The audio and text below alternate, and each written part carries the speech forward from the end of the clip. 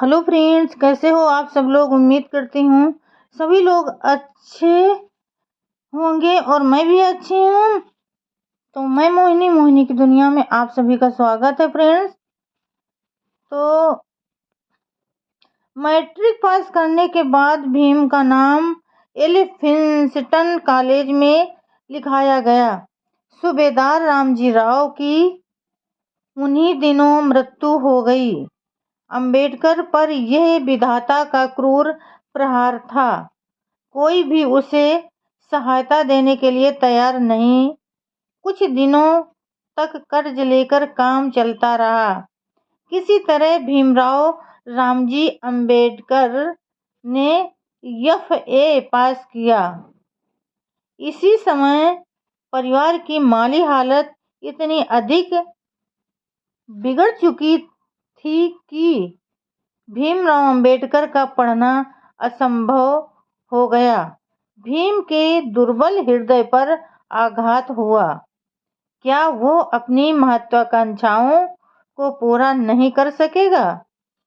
भीम निराशा रूपी अंधकार के गड्ढे में गिरने ही को था कि उसने एक ऐसे साथी को खोज निकाला जो उसकी सहायता कर सकता था। वह व्यक्ति भीम के पिता का एक साथी था जो बड़ौदा रियासत में काम करता था। भीमराव अंबेडकर इसी युवक के साथ महाराजा बड़ौदा के पास आया और महाराजा ने भीम की शिक्षा का भार अपने ऊपर ले लिया। भीम के जीवन की डूबती हुई नाव फिर निकल आई और वह महाराजा को कोटि कोटि धन्यवाद देने लगा। भीम पुनः ज्ञान के सागर में कूद पड़ा। भीमराव अंबेडकर इसी अवस्था से ही हिंदू धर्म के विषय में खोजबीन करने लगा था। स्कूल से वह जो किताबें पढ़ने के लिए लाता उनमें हिंदू धर्म पर अधिक पुस्तकें थी। भीम इन पुस्तकों का पूरा अर्थ नहीं समझ सकता था।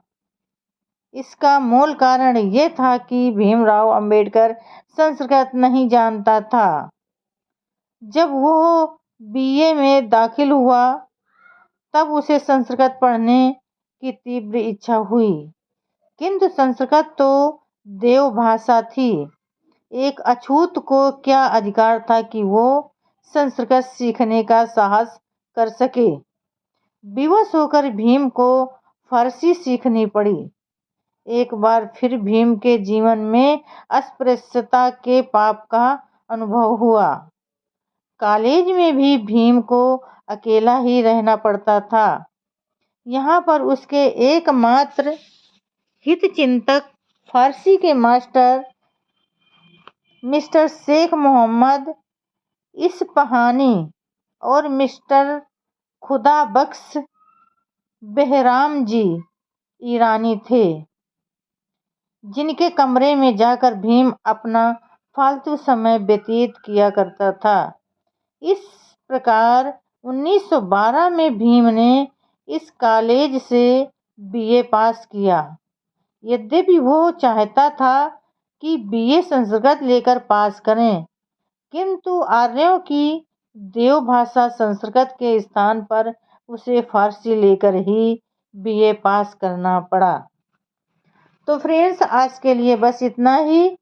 कल फिर मिलेंगे अगले नए प्रसंग के साथ। तब तक के लिए फ्रेंड्स, बाय बाय।